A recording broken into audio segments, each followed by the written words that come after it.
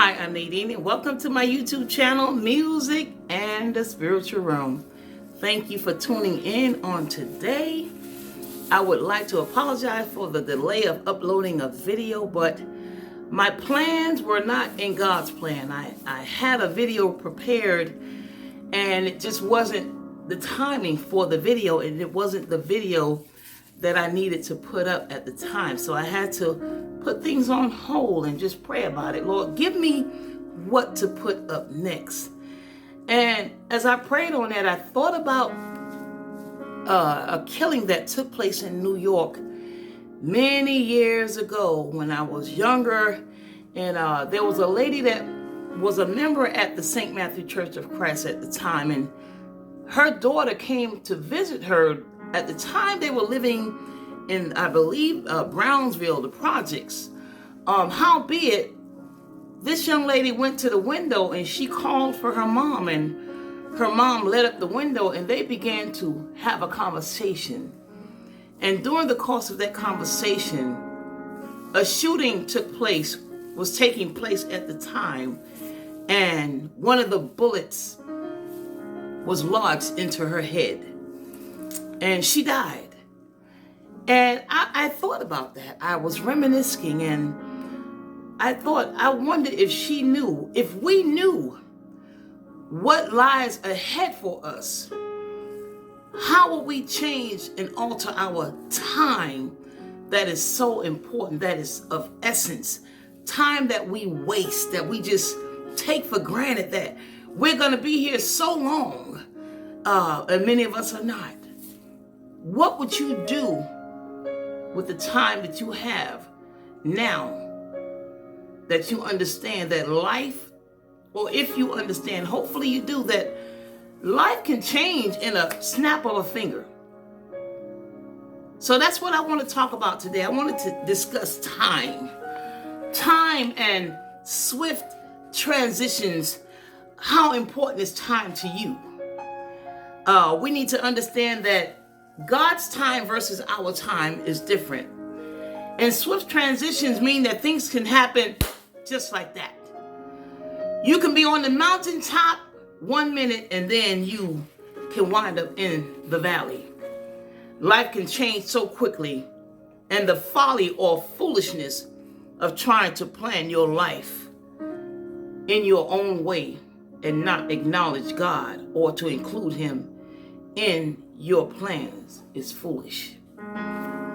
If you could turn back the hand of time, this is a question to you. If you could turn back the hand of time, what would you do different? Or should I ask, what would you change in your life for the better? Let's just think about that while we have time to consider alternating our lives. Although we know that it is impossible to go back in time to change anything, we do reminisce. We think, we talk. I wonder this, I wonder that. We think about things that happened in the past. And Solomon, who was the wisest man that ever lived, according to the word of God, he wrote the book of Ecclesiastes. And as he experienced life, he asked the question, is there any meaning to life apart from God? Solomon spoke about the monotony of life. An example would be a situation in which something stays the same, something that is a routine, that some people consider boring. You ever hear people say, I'm bored, I have nothing to do? Oh my God. We should always have something to do with time that would make a difference in our life. So a routine, something you do every day. An example would include, can be playing video games every day. Some people, that's all they do. They play video games. I remember hearing a woman say, I don't know what I would do if I didn't have cable.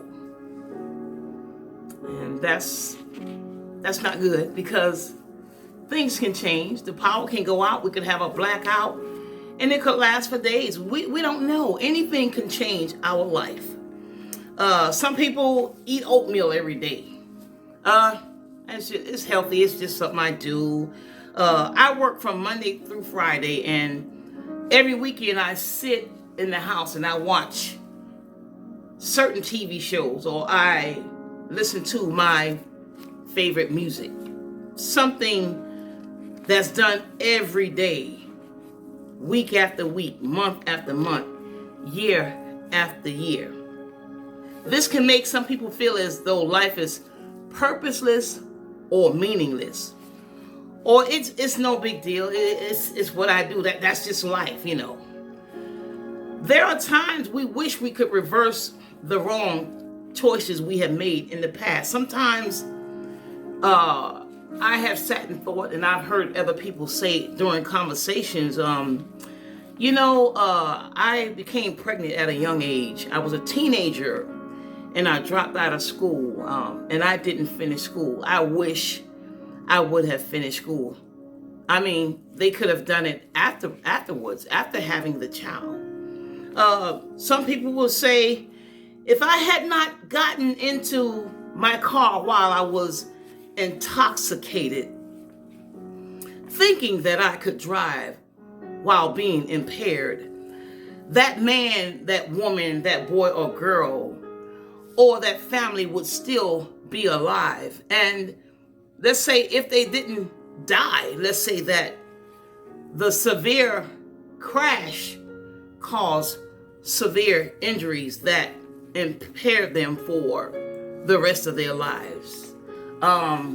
Another thing is marriage. Marriages are destroyed, and divorce takes place because someone decides to dishonor the marriage. It may be one spouse does it first, and then the other one may do it. Well, if you're going to do that, then I'll do it too. So marriage is dishonored, and some have said after a failed marriage and divorce occurs, I should have, or I wish I would have honored my marriage. I wish I had not cheated. I'm sorry for what I did. I was abusive to my spouse. I was verbally abusive. I was physically abusive. I stole from my marriage and I gave to another woman or another man. And that doesn't necessarily mean monetary money. It could be time. I took time from my marriage and I slipped out and I did things another way. And now I am divorced. I wish I could turn back time. Or here's another scenario or example. I had a good job, a roof over my head, but I allowed myself to become addicted to whatever the addiction may have been. Drugs, alcohol, it doesn't matter. I lost my job. I was showing up late. I became absent a lot. And you only get so many chances and so many warnings before you are released from a job or fired. So now I'm jobless. I lost my job. I lost my spouse, my marriage. I'm homeless. I'm jobless. Over the course of time, things happen in life. And many things that happen can be avoided if we would use wisdom and choose to do the right thing. Some can reminisce and say, well, I used to be a drug dealer. I used to be an alcoholic. I was involved in gangs. I was living on the edge. In other words, I was engaged in risky or daring activities of seeking excitement and thrills. It suggests living in a way that is adventurous, abnormal, bizarre. Nowadays, it's considered norm. Or on the verge of danger or uncertainty. I was so far gone And only God could bring me out of my situation. I couldn't do it on my own. I've been delivered. God has given me time. Ask yourself, what am I doing with my time right now? God delivered me and he gave me another chance. He gave me time to get it right, to change my lifestyle, to choose to serve him or not to serve him. We must understand that God's timing is the appointed duration he has set for something, an event, to unfold.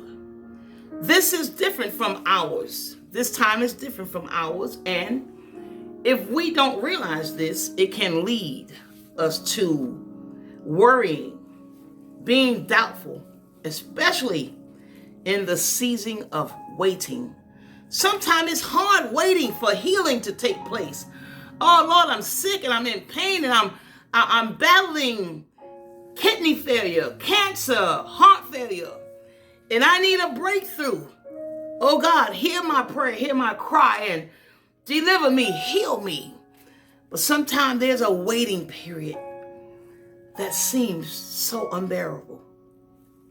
Psalms chapter 27 verse 14 reads, and I'm reading from the NIV version, wait patiently for the Lord. Be brave and courageous. Yes, wait patiently for the Lord. How many of us know that waiting is not easy? Oftentimes it seems that God isn't answering our prayers, or it seems like he doesn't understand the urgency of our situation. But he does. That kind of thinking implies that God is not in control, or he's not being fair. But God is worth waiting for. Time and swift transitions. We must understand the importance of time. Do you understand the importance of time? Do you understand? Time is filled with swift transitions. One moment we can be laughing, and moments later, one moment we can be laughing, and moments later, tragedy can strike. Our laughter can turn into grief, and vice versa. What are you doing with your time? What are you doing with your time right now? Are you mean and hateful? Are you plotting to hurt someone?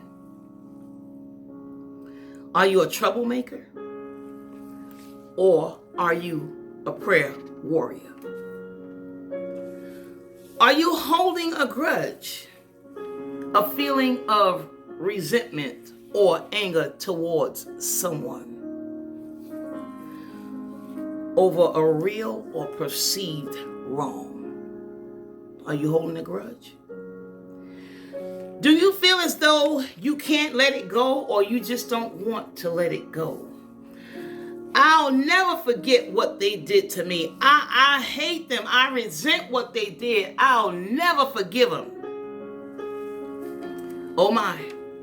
Don't put your time into someone else's wrongdoings for the rest of your life. The time that God gave you is for you. Do not spend your time focusing on someone else's life. Don't do that. What are you doing with your time? What are you doing with it right now? Are you envious of someone? Who knows what that means? Are you envious of someone? This means you want what someone else has. It may be a car. It may be a house. It may be someone's spouse. A position on the job that someone has, and you feel as though, I wish I could have gotten that position.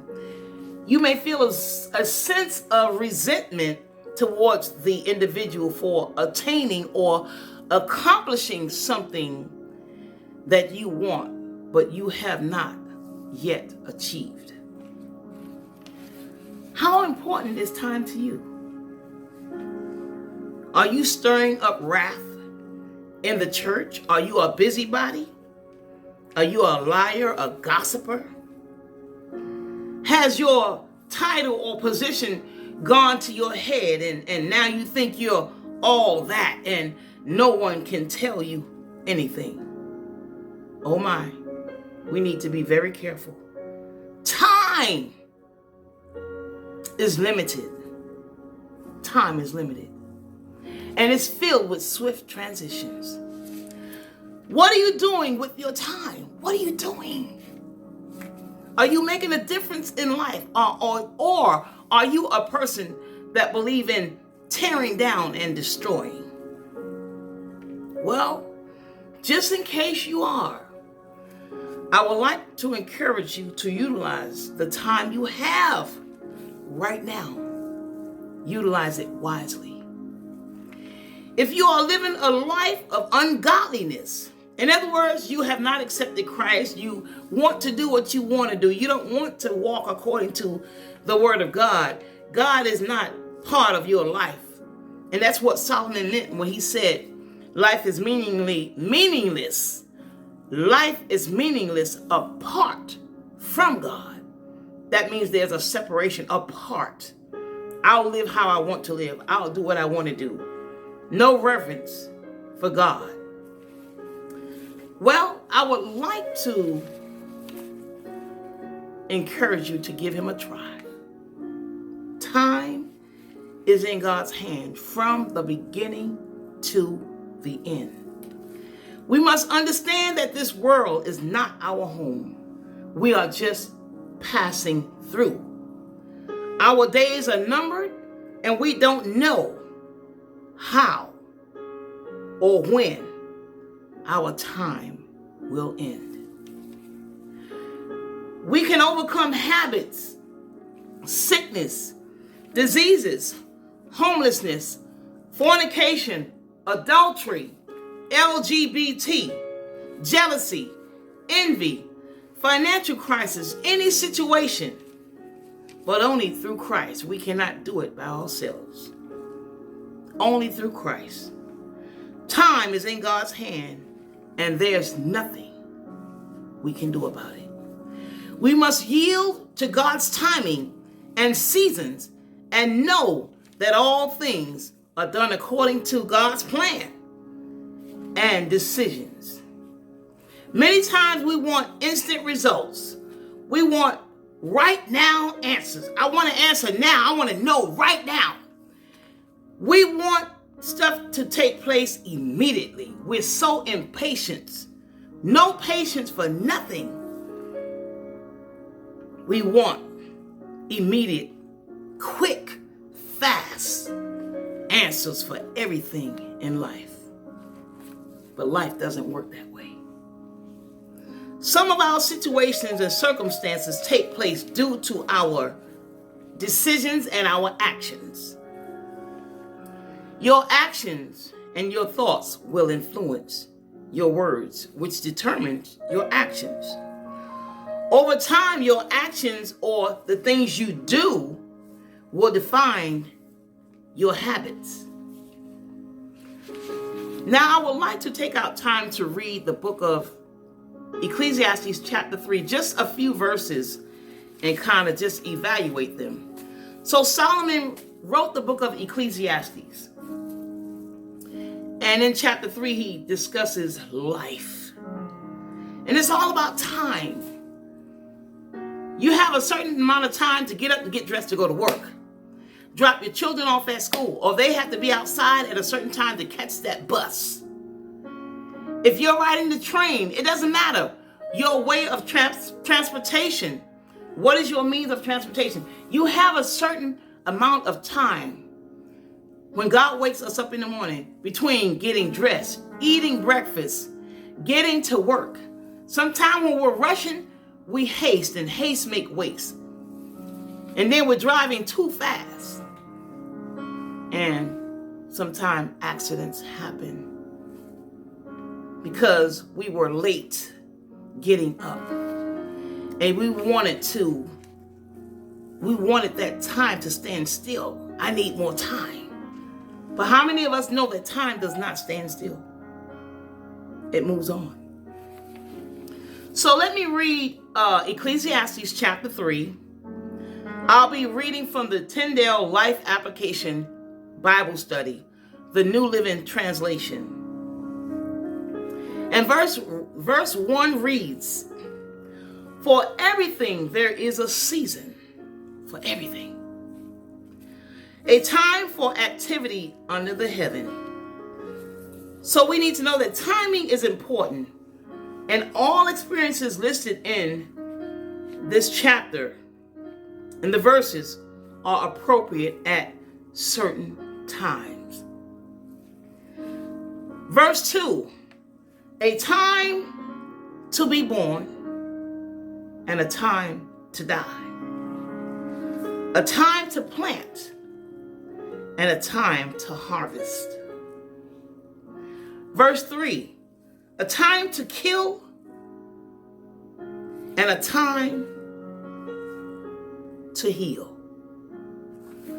A time to kill and a time to heal. Now, this verse, Solomon is not advocating or advising capital punishment or mercy killing. He could be speaking of killing to defend the innocent, such by law enforcement, or the act of self-defense. One thing for certain, he is reflecting on the reality of life. That some people die while others live on and are healed. In Luke chapter 22 to 36 verse, Jesus tells his remaining disciples, if you don't have a sword, sell your cloak, which is like a long robe type garment that's worn outside. Sell your cloak and buy you a sword. And the reason he told them that was because he knew that now was a time when his followers would be threatened, and he upheld their rights to defend themselves. Just a short time later, Jesus is arrested, and Peter takes out his sword and cuts off the high priest's servant's ear. The servant's name was Malchus. Jesus rebuked Peter for doing such a thing. Jesus told his disciples multiple times that he must be arrested, put on trial, and die. We must use wisdom. We must use wisdom regarding when to fight and when not to fight. A time to tear down. This is verse 3. There's a time to tear down and there's a time to build up. Verse 4, a time to cry and a time to laugh. A time to grieve and a time to dance. We grieve or we mourn when a loved one passes away. We celebrate feasts such as weddings. Life has emotional seasons of human existence. Life has emotional seasons of human existence. Life is an ongoing cycle of beginnings and endings, ups and downs, gains and losses. This is why Solomon said life is meaningless apart from God. What are you doing with your time right now? How are you utilizing your time?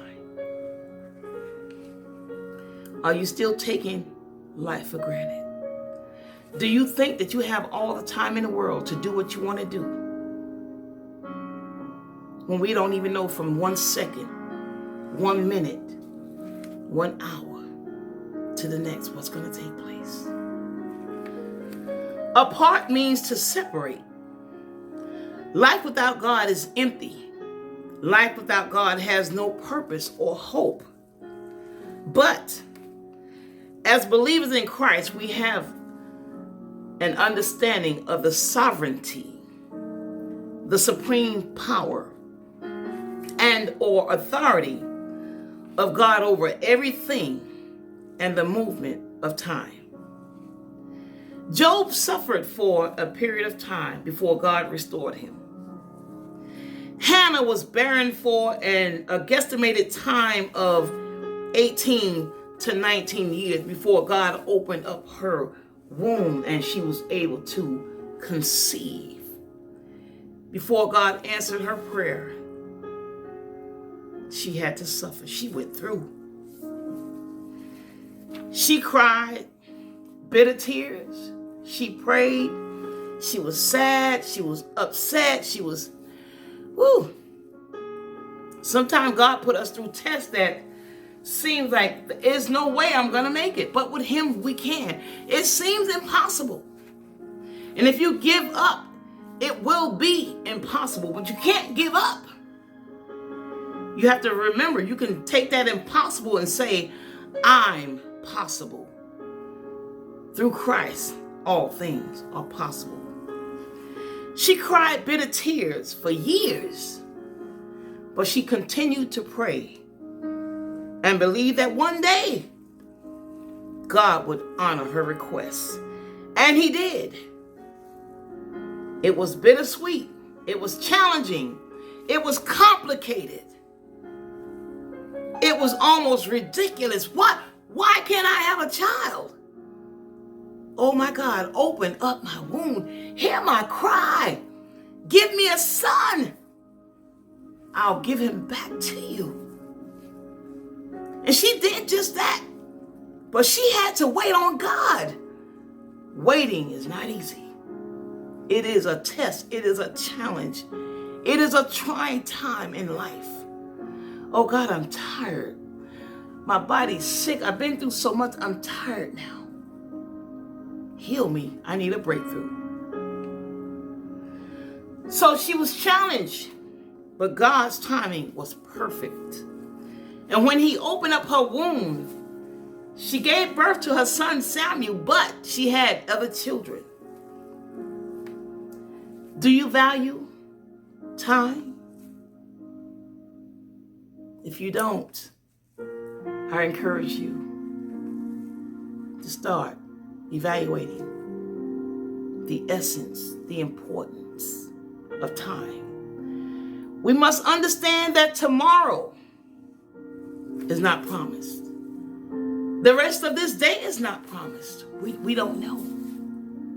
The next second, the next minute, the next hour of the day, we could get a phone call or a knock at the door that could break our hearts and tear us down with news of tragedy. And then the opposite can occur. We can get a knock at the door or a phone call or an email or a text with wonderful news that can put a smile on our face, that can make us rejoice and be glad in the Lord. How are you utilizing the time that God has given you? Evaluate your time from this day forward. If you're mean to your spouse, if you're just hateful, if you just got something to say about everybody, pray and ask for deliverance. Stop focusing on other people's lives and realize that the breath that God allows you to breathe, that he's breathing through your body, is for you. The time that you have, it's for you. The time that you have right now, it's for you. Focus on you. Focus on your soul salvation. Because time has an end. Our days are numbered. There is a limit on time. Stop taking it for granted. I hope that you enjoyed this video. I would invite you to share the video, like the video, and subscribe to the channel. Until the next YouTube video, I bid you Godspeed. I pray that your health is well, and if it's not, I pray that you be healed. If you need deliverance, I pray that God deliver you, but you have to want it. You have to want to change your life while you still have time. Be blessed.